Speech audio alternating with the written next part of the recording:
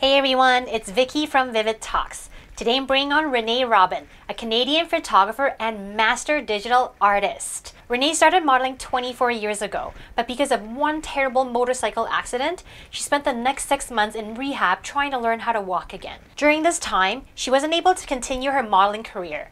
So she started to dive into the world of photography and digital art. And now she travels around the world working with companies and sponsors to create master digital compositions. I hope her story will inspire you of how she had this one devastating incident that transformed her life to become a photographer and master digital artist.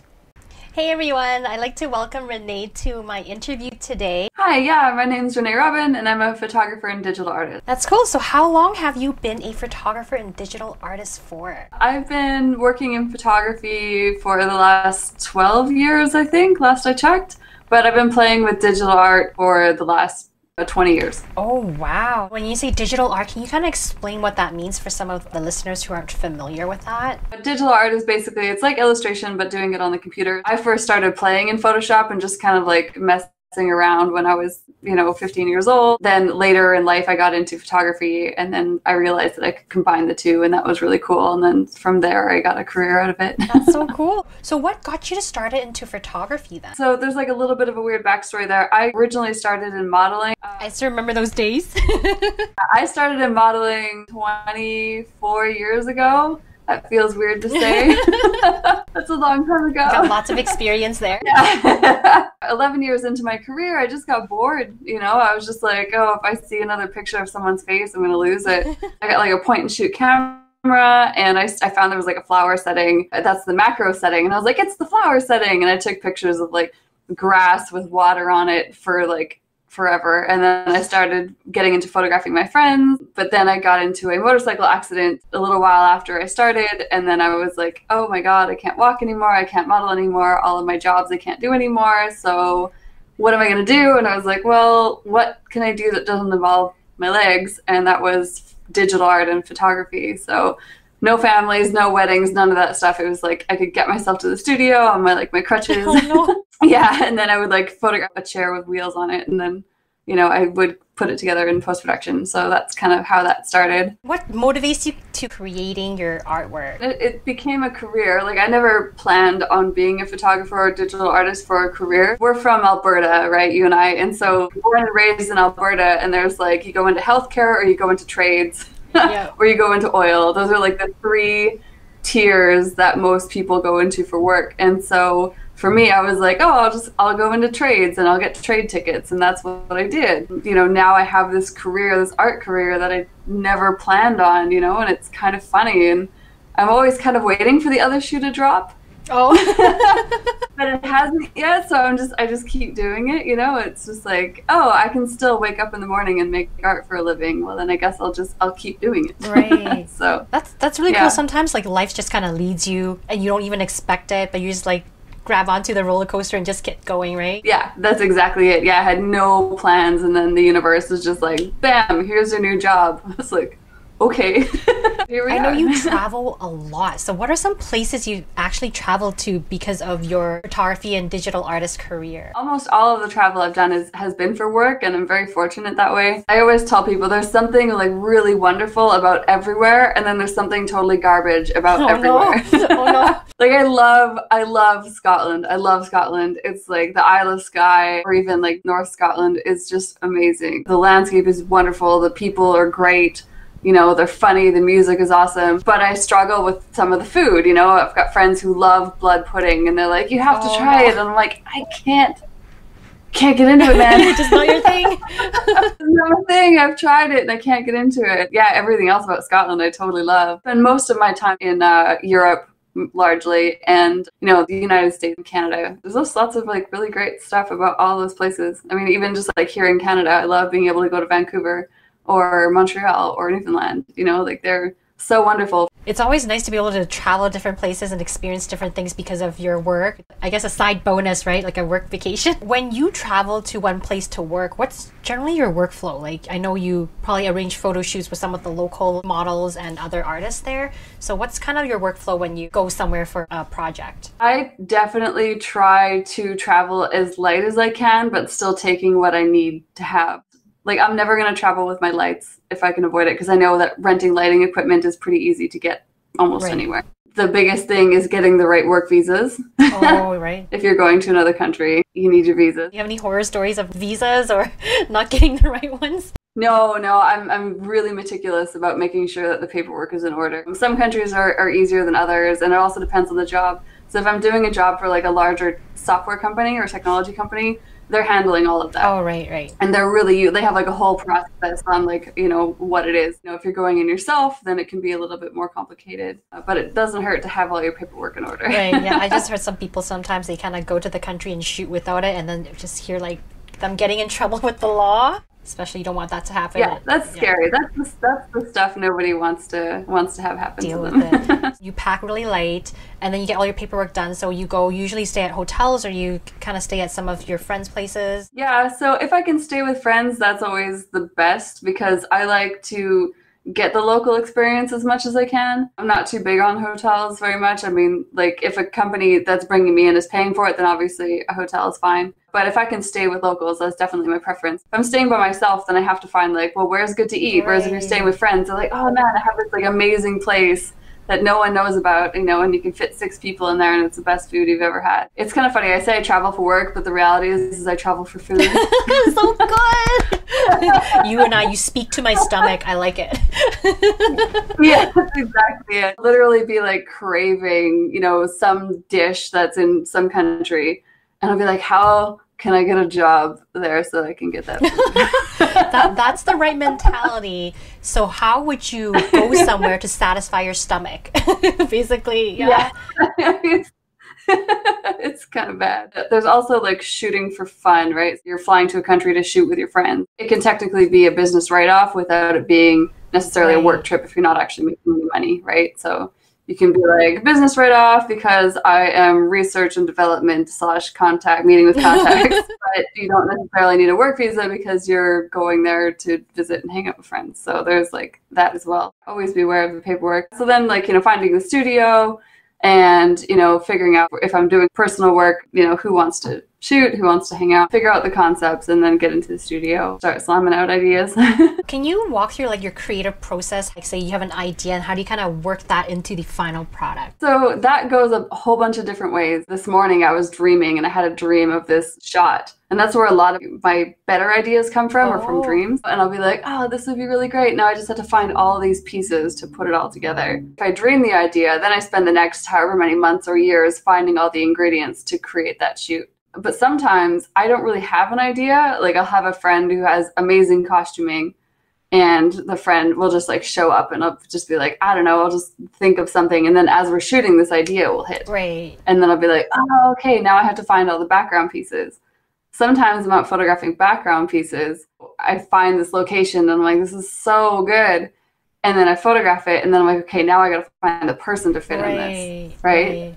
So there's like all of these pieces that go in. And then of course, if you're working for like a client, that's very different. I mean, before the photography even starts, sit down and be like, okay, what's your idea? What's your vision? Where is this going to go? How many people are going to see it? What kind of message are you trying to tell? So we figure out all of those ingredients and then we go like, okay, these colors that we want to use, this is the posing and the lighting and the background pieces that we want to use. Then once it's all storyboarded, we do the casting, the styling, and then we get into the studio and we shoot. And usually it goes pretty fast if we have everything blocked out already. Yeah, there's no guesswork, so it goes like really quickly. Yours just sounds like really like structured, so which is good because then when you bring everyone together, you can just like know exactly what you have to do, right? So that's a very different style of photography, than what I'm used to actually. Yeah. When I have some friends who have like incredible costuming, they just show up and just like seeing them move in the fabric, whatever that is, can be inspiring enough to be like, oh my God, I can't wait to work on this. All the shades of the spectrum. Right. And I know you shoot really fast. Usually within the photo shoot, like 1 hour, you get everything done. 90% of the time is spent on planning, really. 10% on the photo shoot itself, right? Yeah, the photo shoot's pretty short. So there's the planning, there's the photo shoot, but then there's the post-production. Right. All right. Tell me about the post-production. That's where the hours suddenly start really piling on really quickly. I mean, when you and I shot together and I've delivered the one image so far and I'm working on like 3 other ones and I'm literally looking for like pivotal pieces. What do I need? What's going to fit here? Oh, this piece of architecture. I'm like, it doesn't really work. And then, try a different piece of architecture. It's like putting together like a jigsaw puzzle. And I'm looking for the right pieces because like the costume you had was so beautiful and you looked so amazing in it. I just have to find all the other pieces of the puzzle to make the image make sense. Right. So just looking for the elements, it can take, obviously months. Right. Is it normal for you to like work on one project but kind of come back to it a couple of days down the road or weeks down the road so you can just kind of get some fresh ideas going? Yeah, like I'm constantly cooking. Like I'll work on personal work for years. Like I'll have a shoot that I did and I'll have finished, 2 or 3 images or 4 images or whatever for just portraits and stuff. It's completely different. But for the big composite stuff, I will just like think on it. There's always a part of my brain that's waiting for that piece, and then it finally clicks and it'll happen at like 2 a.m. and then I have to stay up to finish it.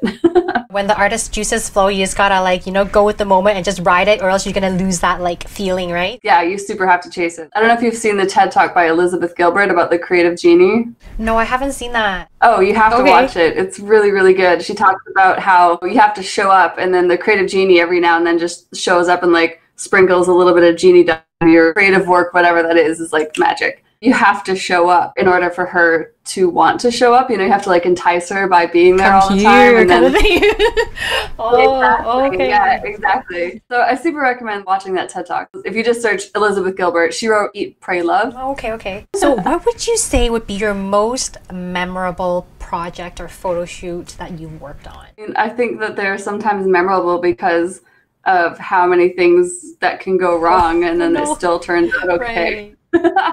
I'm working on a project with horses and I've been working on it for like 5 years now. Wow. It was like 4 years of training. So I had to get trained up and I had to find people who were interested in working with me, who had the skills, who had the talent, who had the horses, who had the costuming. And then I had to find the right videographers. I had to find the right equipment. And then we had to work together a bunch of times to like figure out what are the tweaks of the animals? Are there any additional training that we need to do, et cetera, et cetera. So it was like years of work. All of this came together to like a shoot one weekend. We got so much wind and snow that 100% of the shots that we had planned out, we could not do. Oh, no. And I was like, oh my God, like it was snowing so heavy, I couldn't get focused. I had like companies that, they had helped sponsor the shoot a little bit, like not a lot. Most of our staff, second videographers, like assistants to videographers, photographer assistants for myself, other riders who were going to be a part of the shoot, like they couldn't even get to the location because the roads were so icy. Oh no. And so it was just like,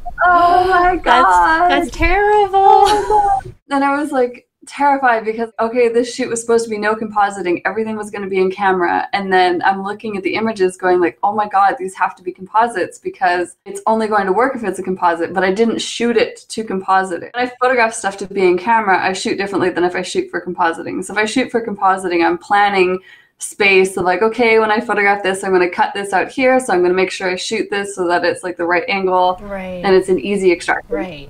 We wound up having to shoot in the forest, which cutting out trees and stuff, and it was snowy and it was muddy and it was all these things, and I was just like terrified. And I literally like looked at the images, like 2 days worth of images. The worst part was on Friday, my computer that we did the first backup on, and I wiped the cards, the video card died on the computer. Oh my God. I lost all my first day images. Oh my God. I was devastated. I was so sad, but I got 2 and 3. So it was just like, oh my God, what are we going to do? And then I looked at the images and I worked on them for like 3 months, and I had a deadline of June, and I would just like work on them and cry and work on them and cry and work on them and cry. Oh no. But the images at the end, like they look amazing. Like it's the kind of shoot that like you couldn't plan for. If I was like, I want to photograph like horses in snow, how are you ever going to plan for that? Right. The images are so amazing because nature just delivered these situations that I couldn't have ever asked for, I couldn't have ever planned for, or reliably, worked toward. Replicated, whatever it is, right? Yeah.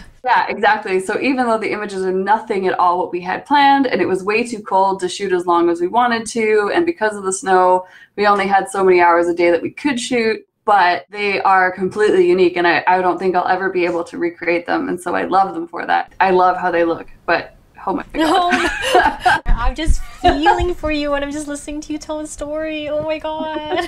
Yeah, was everyone else nervous too? I had people in like knight armor, so like metal armor, and it's winter. It's cold. I'm so thankful for like every single person on the team. Everyone showed up and did everything that they could, and I love how everything looks. I couldn't have done it without all of them having like a really, really, really good attitude. I did at one point have like a mini meltdown, nothing major. Like I kind of like kept it to myself. Oh my God, what am I gonna do?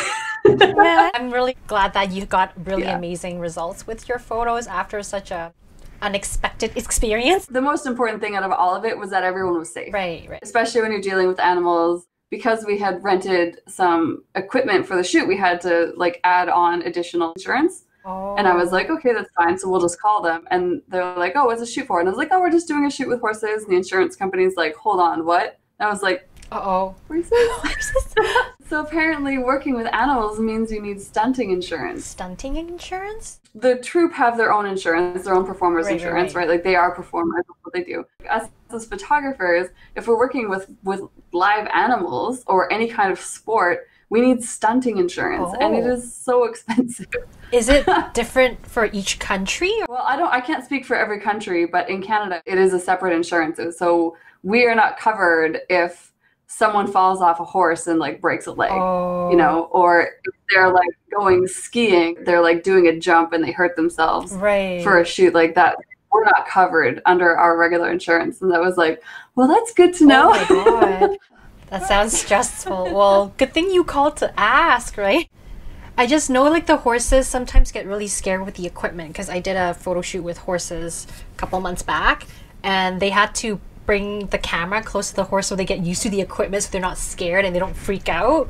So that was different. I didn't know they would be sensitive to equipment too. So yeah, well, because horses are prey animal, right? So they're very, very sensitive to changes in their environment. That was part of the thing that we did like months of desensitization training. So I would just like go down there with like some strobes and just like plug them into an extension cord, just trigger the strobe and walk the animal by. And they did not like it at first, but I mean, they're performance animals, so they're used to strobes and they're used to loud crowds and they're used to like all that kind of stuff. But photography strobes is different for them. Right. So like I didn't even put lighting modifiers on because I was worried if the wind caught it, even though they're cross-tied, but if like, you know, this big octobox comes flying at them. So we did tons and tons and tons and tons of practice with that. And it worked fine, not super comfortable, but that's why we did so much practice with them. We teach them they're safe. This is not going to hurt them. And then once they get used to it, like they don't care. Okay. Like, they're fine. That makes sense. Oh man, I didn't know there's so many like nuances shooting with live animals. Yeah, I'm learning myself. So what would you say would be your proudest moment in your photography and digital artist career? This is a long time ago now, but it was very exciting. So I was invited to present at Photo Plus in New York a few years ago. I remember that, yeah. I presented there a few times since, but the first time I presented there, they emailed me and they're like, oh, we just need some images for promo for the event, if you don't mind, just to advertise that you're one of the speakers and so on. And I was like, oh yeah, for sure. So I just sent them a bunch of high-res images and didn't think anything of it. And then I get to New York and I get to the Javits Center and my artwork is everywhere. So they printed it out? It was huge. These like massive banners and billboards and like flags and everywhere. I mean, granted, they use like a bunch of photographers every year for it, but I was one of those photographers and I was just like... Did you take selfies with it? 100% yeah, I did. Yeah, it was wild. Like I couldn't even take a selfie. I had to get someone else to like take the photo for me. Like one of them was a self-portrait of me, like right as you walk in, and it's like Photo Plus, and then like a self-portrait of me with like this floating magical book and like green hair and stuff. And I was just like almost in tears. I ran into the organizer of the event and I was like, dude, what the I was like, my work is up there like against like people who I've known in photography from like when I was modeling like way back when, and these guys were famous then and like they're still going. And I was just like flabbergasted. This is crazy, and it's never going to happen again because obviously every year they want new talent. So they're gonna put other artists up there. That was very, very, very cool. It became like a game. Like, okay, where are all the images? Like once I started realizing they were everywhere, I was like, well, what does everywhere mean? Go hunting around the event then, right? That was exactly it. Yeah, I would be like, showing my portfolio to someone at a meeting or something, and they're like, "Oh, I've seen this before," and I was like, "Yeah, so Right there. up there."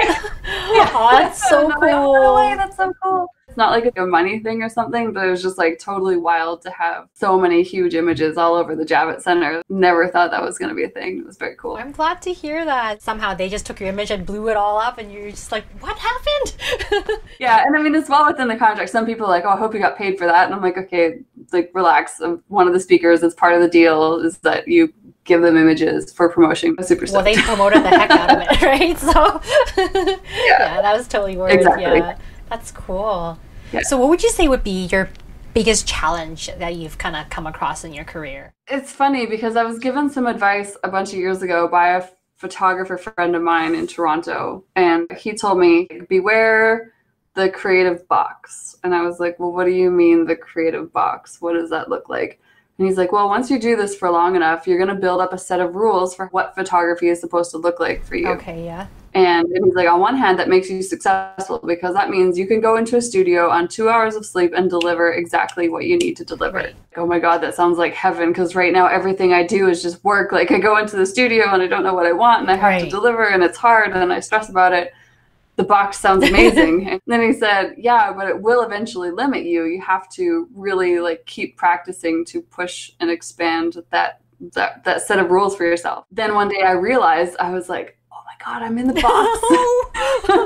I'm in the box. What am I going to do? I'm in the box. I was like, no, I have these rules of how everything is supposed to be. And yeah, I can show up in the studio with like 0 sleep and I can deliver what I have to deliver. But when someone comes to me with a concept that's completely outside of that box, all I can think about are how to turn that concept into the box of how I know what to play in.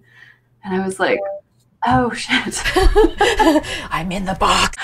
It's happened. Oh, so how did you try to figure out how to get outside of the box? Yeah, so to get outside the box, I just started like assisting a bunch of photographers that had nothing to do with my normal work. Okay. So I have a bunch of friends who shoot car photography, and I was like, I will come help you set up light stands. I was like, I'm not going to be a car photographer. I don't want to be a car photographer. That's so outside of my wheelhouse. That's completely outside of my box. I started shooting natural light, all the stuff of how I normally think I should create something.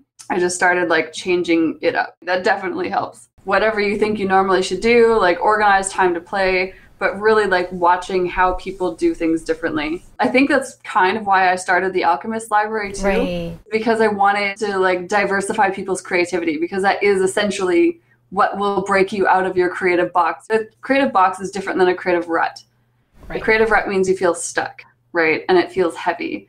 Whereas a creative box is just like, you can't set up the light that way. That's not how light is set up. But there's some other artist out there that's doing amazing work who's setting up the light exactly the way that you think. That's kind of like how I'm coping with it now, is that I'm just like, let's make an education platform. Like force a bunch of other people. Yeah, can you talk more about your alchemy project that you were talking about? I know it's like a platform that teaches other photographers some like different techniques and styles. I really wanted to help people diversify their creative study, because I think that is what pushes all of us to the next level, whatever it is that we're working on. I was listening to a podcast once, and a friend of mine who's a designer was on it. This is one of the first like light bulb moments for me where I was like, I need to learn other things.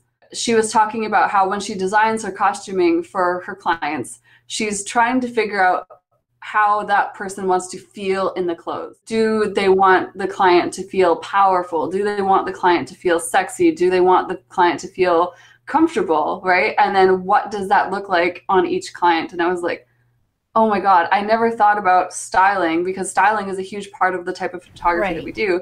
But I never thought about how the fabric drapes on the body displays how a person feels about themselves or how they want to feel. Oh, okay. Right? And you'd think that's kind of like inherent. How do you feel when you put on a certain type of clothes? You're like, yeah, I feel kind of sexy today. Or like, it's sweatpants, I'm comfy. That had never entered my mind before. And then it actually changed how I started styling my clients in the future. The language that I would communicate to them with. In these photographs, how do you want to feel when you look at these images? Trying to understand the draping that goes along with it.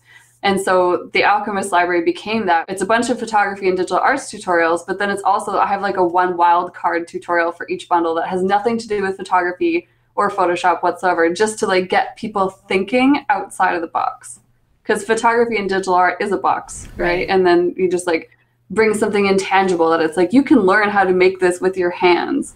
Right. And then what do you do with it? Just making them poke holes in that box, right? Exactly. The box is death. Well, the box is good for when you want to develop process, but then eventually you just fill the box, you're stuck. So no, I'm glad to hear you're trying to help others expand outside of their box too. Hopefully it helps.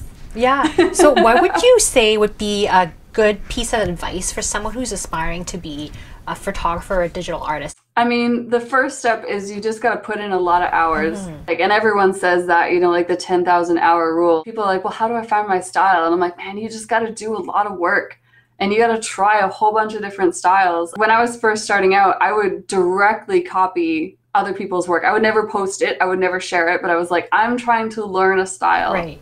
How can I do this? Well, I'm just going to try to emulate the crap out of it. I mean, I'm relearning how to illustrate now. And what am I doing? I'm copying other people's artwork. It's never going online because it's not my work. Right. I'm trying to figure out the techniques of how to do that.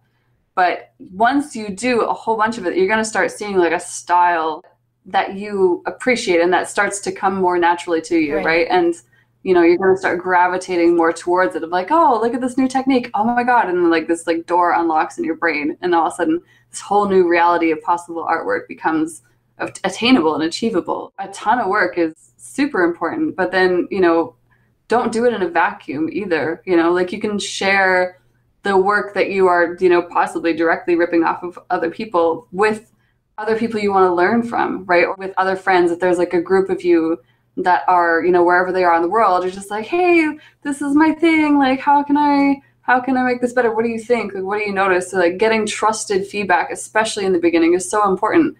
Because if you just put it on the internet, someone's going to say something negative to you. And that can be enough for some people to be completely derailed. And I don't think that people should be derailed by necessarily the thoughts of someone on the internet who doesn't know or understand them. Right. Right. Like, so like build your little safety net of people that you trust and then just work.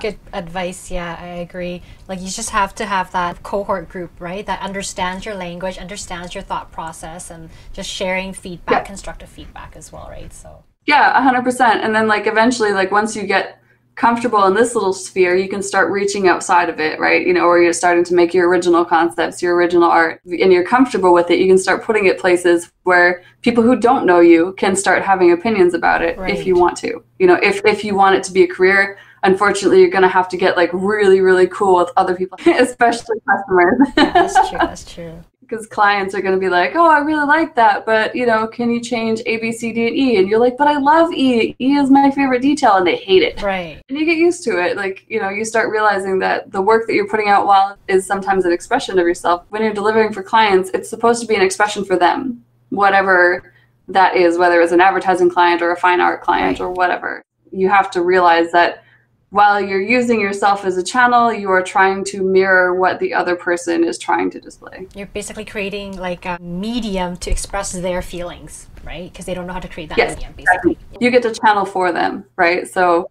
while it comes through you, it's not necessarily you that you are trying to speak for. And so I find that makes it easier when you start getting, you know, client feedback of like, oh, I don't really like this. You know, a part of you is like, but I love it. It isn't you. It's that you are trying to speak their language for them creatively. And then that makes it a little more tolerable.